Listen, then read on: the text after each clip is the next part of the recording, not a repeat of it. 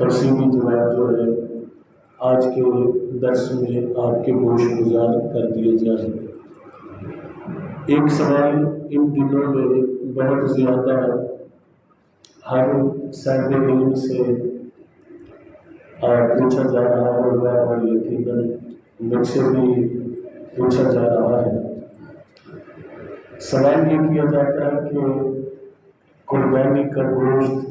محرم کے مہینے میں استعمال کرنا کھانا جائز ہے یا ناجائز ہے؟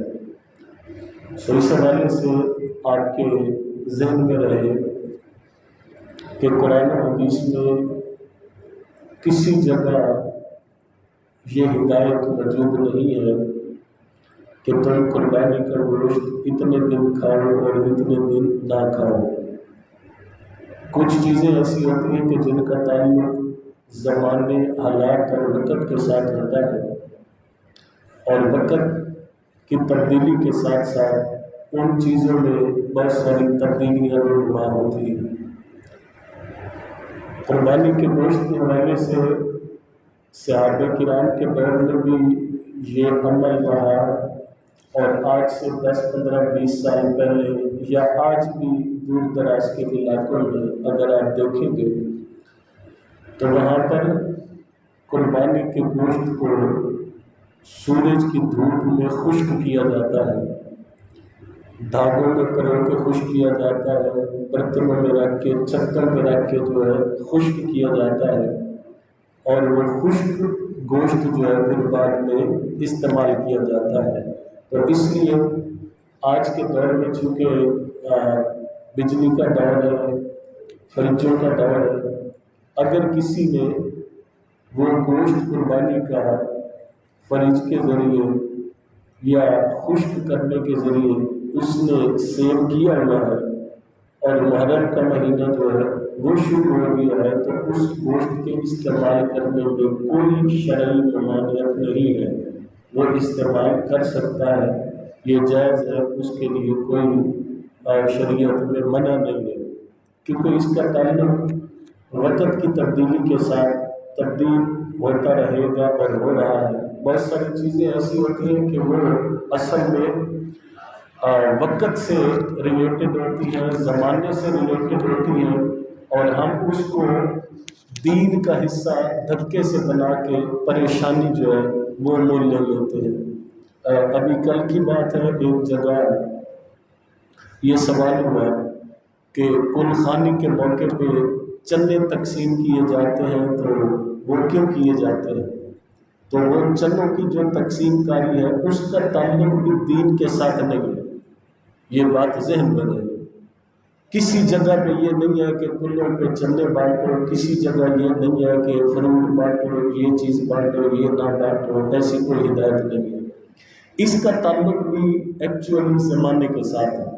آج سے 20 25 30 سال پیچھے جائیں تو آبادیاں کم ہوتی تھی، ریسٹورنٹ ہوٹلز نہیں ہوتے تھے، کھانے پینے کا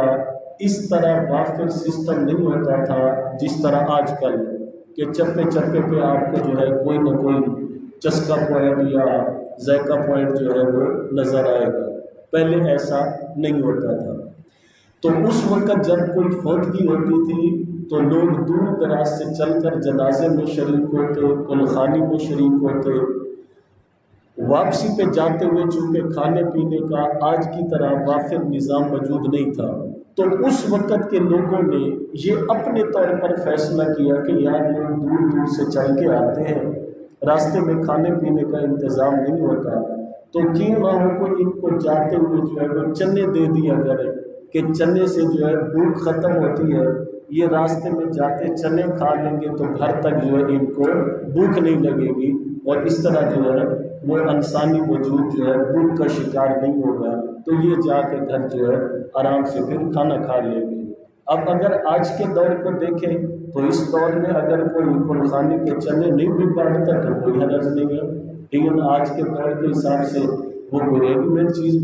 کر لیتا ہے، وہ تو جو چیز بھی بانٹے گا اس کا ثواب جو ہے اس مرحوم کے کھاتے میں جائے گا جس کے لیے وہ تقسیم کر رہا ہے۔ تو اس لیے بتانے کا مقصد یہ ہے کہ کچھ چیزوں کا تعلق زمانے کے ساتھ ہوتا ہے، وقت کے ساتھ ہوتا ہے، اور ہم لاعلمی کی وجہ سے اس کو دین کے ساتھ جوڑ بیٹھتے ہیں اور پریشانی میں مبتلا ہو جاتے ہیں کہ فلاں کرتا ہے فلاں نہیں کرتا، یہ صرف ایک لاعلمی کی بات ہوتی ہے۔ تو اسی طرح قربانی کے جو گوشت کا معاملہ ہے، اس کا تعلق بھی وقت کے ساتھ ہے، زمانے کے ساتھ ہے۔ زمانے کے اعتبار سے اس کو کوئی سیو کر لیتا ہے، بچا لیتا ہے، بعض بندوں کو عادت ہوتی ہے کہ وہ زیادہ گوشت خور نہیں ہوتے، تھوڑا تھوڑا استعمال کرتے ہیں، ٹھیک ہے، اور اپنا قربانی کا گوشت جو ہے محرم کے مہینے تک وہ چلاتے ہیں، تو اس میں کوئی حرج نہیں ہے۔ ہاں اگر یہ ایسا کرتا ہے کوئی بندہ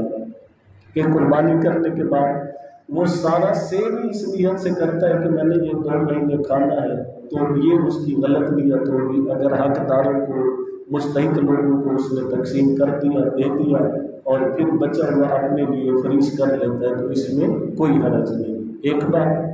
دوسری بات، آج کل بیمہ پالیسیوں کی بڑی کمپنیاں ہمارے معاشرے میں مختلف ناموں سے اور مختلف برانڈ سے جو ہے کام کر رہی ہیں، اور انہوں نے آج سے کوئی 40-50 سال پہلے کے کچھ مفتیان کے فتوے لیے ہوئے ہیں، اور انہوں نے ان کو یہ اجازت دی ہوئی ہے کہ بیمہ پالیسی، بیمہ انشورنس جو ہے یہ جائز ہے، اور جو بھی ممبر بننا چاہتا ہے وہ کروا لے، اس میں کوئی شرعی کا بات نہیں ہے۔ تو اس حوالے سے آپ کو یہ معلومات دینا ضروری سمجھتا ہوں کہ بیمہ پالیسی یا انشورنس کا کوئی بھی موجودہ سیٹ اپ وہ شریعت کے اصولوں کے سراسر خلاف ہے، اور وہ جائز نہیں ہے، حلال نہیں ہے، اس کا ممبر بننا جائز نہیں ہے۔ کیوں نہیں جائز؟ وجہ یہ ہے کہ یہ بیمہ پالیسی اور انشورنس کا جو کام ہے یہ شروع ہوا تھا 1876 میں۔ یہ آپ کی معلومات کے لیے عرض کر دوں، 1876 میں بیمہ پالیسی بنی، انشورنس پالیسی بنی، اور یہ بنائی تھی مصر کے تاجروں نے، مصر کے تاجروں نے، کہ اس وقت جو تجارت کا معاملہ تھا یہ ٹوٹلی طور پر سمندری جہازوں کے ذریعے ہوتا تھا، اور اس وقت سمندری جہاز بہت زیادہ تعداد میں لوٹ لیے جاتے، تاجروں کو لوٹ لیا جاتا، جہاز قبضے میں کر لیے جاتے، اور تاجروں کو جو ہے خالی ہاتھ گھر بھیج دیا جاتا۔ جب یہ معاملہ چوری ڈکیتی کا زیادہ ہوا تو مصر کے تاجروں نے مل بیٹھ کے ایک حل پیش کیا کہ جس کا سامان تجارت، جس کا جہاز وہ خیر خیریت سے منڈی میں آ جائے اور منڈی میں اس کا سامان بک جائے، تو وہ تاجر اپنے نفع میں سے اتنا حصہ جو ہے وہ الگ ایک تاجر کو جمع کروائے گا۔ جس کا سامان بھی بک جاتا وہ اپنے نفع کا ایک خاص حصہ 5%، 10%، جتنا بھی مقرر کیا گیا، وہ ایک تاجر کے پاس جمع ہوتا رہتا۔ اس کے پاس جب جمع ہو جاتا تھا تو اس کے بعد جب کسی تاجر کا مال لوٹ لیا جاتا تو وہ جو نفع کے پیسے تاجروں کے جمع ہوتے تھے، اس جمع شدہ فنڈ میں سے اس تاجر کی ہیلپ کی جاتی، مدد کی جاتی، اور اس میں کوئی شرط شرائط نہیں ہوتی تھی۔ ایک ویلفیئر تھا، بھلائی پہ مبنی تھا، خیر خواہی پہ مبنی تھا، اور یہ انشورنس کی بنیاد ہی اس پہ ہے کہ اس میں جو ہے لوگوں کی خیر خواہی کی جائے، بھلائی کی جائے، ان کو فیسیلیٹیٹ کیا جائے، اور اس میں کوئی شرط نہیں تھی۔ اب آج کل جو اچھا یہ اسی طریقے سے جب تک چلتا رہا ہے تو یہ بیمہ پالیسی جائز رہی ہے۔ آج سے 40-50 سال پہلے جن مفتیان کرام نے بیمہ پالیسی کو جائز قرار دیا، انشورنس کو جائز قرار دیا، انہوں نے اسی وجہ سے جائز قرار دیا کہ اس میں کوئی غیر شرعی بات ہی نہیں تھی۔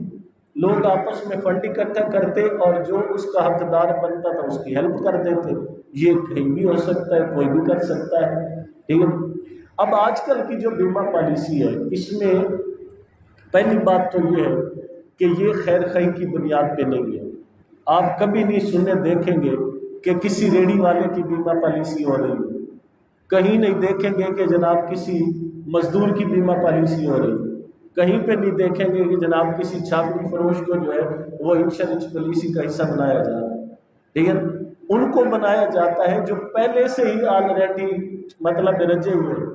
यानी वो चुने जाते हैं बंदे के, बिजनेसमैन हो, कारोबार हो, फैक्ट्री वाला हो, गाड़ियों वाला हो, उनको जो है वो बीमा पॉलिसी में लाया जाता है। उनसे जो है वो तरतीबवार फिर फंड लेते हैं और उनका फंड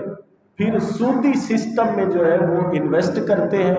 सूद के कामों में लगा के उसमें से फिर प्रॉफिट जो है वो उस मेंबर को देते हैं। उलमा जो है आजकल की बीमा पॉलिसी के जो लोग हैं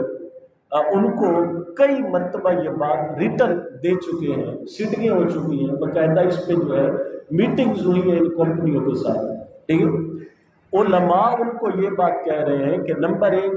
आप इस मेंबरशिप में अमीर गरीब का फर्क ना रखें। एक बात कि जो भी मेंबर बनना चाहे वो आके बने। दूसरी बात, उलमा इनको कह रहे हैं कि जब आप किसी को मेंबर बनाते हैं तो वो मेंबर अपनी मेंबरशिप के जितने पैसे आपको देता है उसको आगाह करना जरूरी है कि तुम्हारे पैसे कहाँ पे इन्वेस्ट हुए, हलाल के काम में हुए या नहीं हुए, कितना नफा आया है कितना नहीं आया। अगर नुकसान हुआ है तो मेंबर को भी नुकसान में शामिल किया जाए,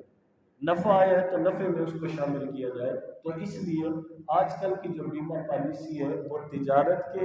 और खैर खाई के असूल के खिलाफ है, इसलिए वो शरअन जायज़ नहीं है। तो ये दो अहम मसले थे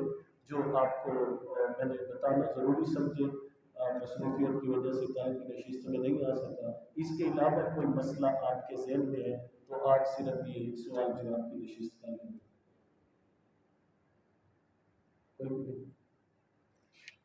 اللهم صل على سيدنا ومولانا محمد وعلى آله وصحبه وسلم. رب اشرح لي صدري ويسر لي امري واحلل عقدة من لساني يفقهوا قولي. اللهم انا نسالك العفو والعافيه والمعافاه في الدين والدنيا والاخره. يا حي يا قيوم برحمتك نستغيث لا تكلنا الى انفسنا طرفة عين واصلح لنا شؤوننا كلها عقولنا. یا باری تعالیٰ جملہ حاضرین نے تیری بارگاہ میں نماز اثر ادا کی، دین متین کی تعلیمات سے آگاہی حاصل کی، یا باری تعالیٰ قبول و منظور فرما۔ یا اللہ تیری اس در کے خادم بھائی محمد نعیم صاحب جو گزشتہ کئی دنوں سے علیم ہے، یا اللہ ان کو شفا کاملہ عاجلہ عطا فرما۔ ان کے علاوہ اس سوسائٹی کے یہاں کے وکیل جو بھی بیمار ہیں، یا اللہ شفا اور تندرستی عطا فرما، عزت ایمان والی صحت والی زندگی نصیب فرما، ہر مسلمان کا خاتمہ ایمان پہ فرما۔ وصلی اللہ تعالی علی خیر خلقہ محمد و علی